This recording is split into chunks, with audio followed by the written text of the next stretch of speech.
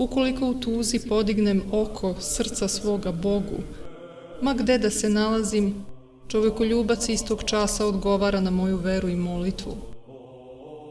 I tuga odmah prolazi. On je u svako vreme i svakog časa blizu mene.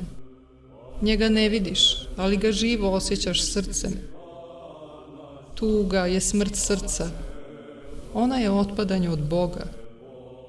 Širina pak i spokojstvo srca sa živom verom u Boga jasnije od dana dokazuje da je Gospod stalno kod mene i da živi u meni. Koji će nas zastupnik ili anđeo izbaviti od grehova ili tuge? Niko, do jedini Bog. Ja govorim iz iskustva.